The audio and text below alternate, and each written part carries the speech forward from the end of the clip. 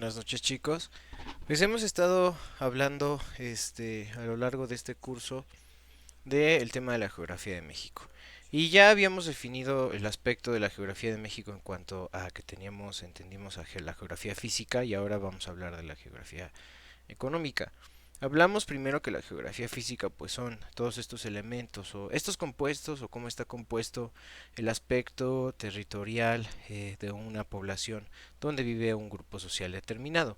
Aspectos como tipo de terreno, climatología, los diferentes tipos de recursos naturales que existen, fauna, flora, también como ya había dicho, pues los recursos hidrológicos, los mares, los ríos, las costas, todo ese aspecto físico que está establecido en un lugar determinado. Ahora nos vamos a enfocar en hablar de la geografía económica, que es una de las ramas de la geografía que más temprano desarrollo y consolidación ha tenido. En este sentido, pues definimos a la geografía física como aquella rama de las ciencias sociales que estudia la relación que existe entre la sociedad y los recursos naturales y las actividades económicas, la relación que se da entre estos dos aspectos en cuanto a las actividades económicas que se realizan. Actividades que van desde la extracción, transformación, distribución y consumo de los diferentes recursos naturales. Como vimos, pues dependiendo del tipo de recurso natural que existe en un lugar determinado, pues va a enfocar sus diferentes actividades económicas en la explotación de esos recursos y en la transformación posterior de esos recursos naturales a bienes, servicios y productos, para que después estos recursos naturales transformados en bienes, servicios y productos pues van a ser distribuidos y consumidos por nosotros. Entonces, es importante entender ese concepto, ese aspecto, porque al final lo que va a definir a la economía de un lugar específico es el tipo de recursos que tiene, el tipo de recursos que tiene, para que así vaya de forma muy específica a definir los tipos de actividades que tiene. ¿Por qué es importante entender a la geografía económica? Bueno, porque como ya lo hemos platicado, para planear, para realizar una planeación que en un determinado momento pueda fomentar actividades económicas, pues tenemos que tener información, tenemos que tener datos que nos ayuden en un determinado momento a definir las estrategias que vamos a ocupar para poder fomentar esas actividades económicas, y esos datos nos van a ayudar para poder saber qué tipo de actividades económicas vamos a fomentar en un área territorial determinada. Para poder entender a la geografía económica, para poder comprender su importancia, pues tenemos que entender un concepto muy importante y muy primordial, que es el tema de los recursos naturales, porque es la base para entender a la geografía económica, esta relación que existe entre la sociedad y los recursos naturales. Pues ya entendimos o ya sabemos que es una sociedad, pero para poder comprenderlo, pues vamos a hablar de los recursos naturales. Y vamos a hablar de los recursos naturales, además del concepto de que existen ventajas y limitaciones que va a ofrecer un espacio geográfico determinado, y cómo vamos a saber o cómo vamos a reflexionar sobre estas ventajas y limitaciones, pues cuando hay carencia o hay abundancia de recursos naturales. Pero ¿qué son los recursos naturales? Los recursos naturales son todos ellos, estos elementos o objetos que se encuentran y que nacen a partir de la naturaleza, y que el ser humano puede tomar para transformarlos o satisfacer, ya sea de forma en su aspecto natural, es decir, sin transformación, si en su primer momento, sin transformar el recurso natural, o al transformarlo, bueno, otro tipo de productos o servicios, pues para satisfacer alguna necesidad que nace de él. Entonces los podemos definir como todo satisfactor que el ser humano obtiene de la naturaleza y que utiliza para poder, digamos, cumplir con sus necesidades, ¿no? Estos recursos naturales los puede transformar y una vez transformados pues los puede distribuir y nosotros los podemos consumir. Y tenemos tres tipos de recursos naturales. Tenemos los recursos renovables, los recursos no renovables y los recursos inagotables.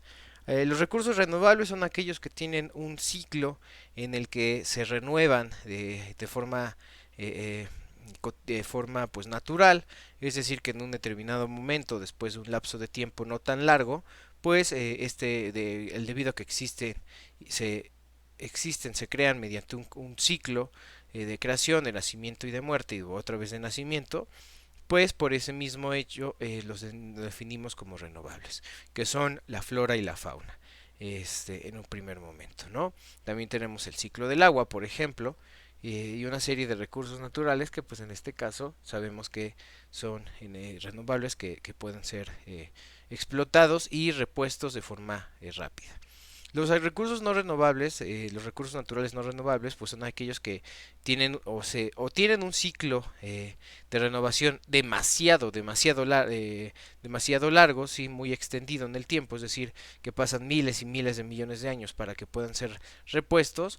Pues por ese mismo hecho, no al extenderse en demasiado tiempo su renovación, los definimos como no renovables. Y va a haber algunos que pues quizás ni siquiera puedan ser renovados de forma eficiente porque de esta renovación depende de una serie de factores y elementos que para que pueda realizarse este ciclo o esta creación o esta renovación pues necesitarían converger en un momento dado estos elementos y pues resultaría casi imposible poder reproducir la conjunción de estos de estos elementos, ¿no? Entonces tenemos estos recursos no renovables que pues, los definimos como son los minerales, los metales, el petróleo, el gas natural, entre otros. Y después tenemos los recursos inagotables. Los recursos inagotables, si bien es cierto que pueden tener un ciclo de vida y de nacimiento y de muerte, este ciclo se extiende, es demasiado largo, es demasiado extenso. Quiere decir que para que un elemento, por ejemplo, el Sol, en este caso, pues tiene un ciclo de vida de nacimiento y de muerte. Sin embargo, se extiende a lo largo de miles de millones de años para que llegue a en un determinado momento extinguirse y por ende pues lo consideramos inagotable. Lo mismo pasa con la energía eólica, al ser un elemento un elemento que sucede de la atmósfera, pues podemos saber que no está en un ciclo de nacimiento y de muerte, que siempre va a estar presente. Esa es la diferencia entre los recursos renovables y los recursos inagotables. En el caso de México, pues tenemos que México cuenta con una gran cantidad de recursos naturales. Esta gran cantidad de recursos naturales son desde los renovables, no son renovables y los inagotables están presentes en nuestro país. ¿No? México tenemos la fortuna de estar en un país cuyos recursos tienen una gran cantidad de recursos naturales y por ende pues estos recursos naturales los utiliza para poder definir el tipo de economía que tiene. Explotamos como país estos recursos naturales, los transformamos, los utilizamos para satisfacer nuestras necesidades y posteriormente también inclusive los vendemos a otros países que necesitan de estos recursos naturales que quizás no poseen en sus fronteras, en su territorio, pero que nosotros no, que sí poseemos, ¿no? Los utilizamos para el cultivo de alimentos, la ganadería, el suministro de agua, exportaciones, la minería, todos estos elementos nosotros los ocupamos y México es un país que tiene una gran cantidad de reservas de recursos naturales. Inclusive México es el 25.º país en el mundo con el mayor número o la mayor cantidad de reservas de agua dulce del planeta. Aproximadamente 438 kilómetros cúbicos de agua dulce, es decir, el 0.1% del total de agua dulce del mundo. México es reconocido por este hecho como uno de los países con más riqueza de recursos hídricos que hay en el planeta. Además de eso, también México es reconocido a nivel mundial por tener una gran cantidad de ambientes y estos ambientes derivan también en una gran biodiversidad de ecosistemas, que también deriva esta gran biodiversidad de ecosistemas en una gran cantidad y una gran variedad de diferentes especies de animales y de plantas, de fauna y de flora. De hecho, México tiene aproximadamente cerca de 536 especies de mamíferos. El 30% de estas especies son endémicas, quiere decir que forman parte, tienen su origen en nuestro país, además de 290 especies de anfibios, 704 especies de reptiles, que más del 50% de estas especies de reptiles también son endémicas, más de 1000 especies de aves, 800 especies de cactus y 25.000 especies de flora, entre otros muchos recursos naturales en cuanto a fauna y flora que posee nuestro país. Y en México tenemos una gran riqueza, como ya les había platicado, de ecosistemas del planeta y que vamos a ver en en el siguiente video que les presentaré. Sin embargo, para que lo tengan ya presente, pues estos son los ecosistemas principales de México, que abordaremos de forma más específica en el siguiente video.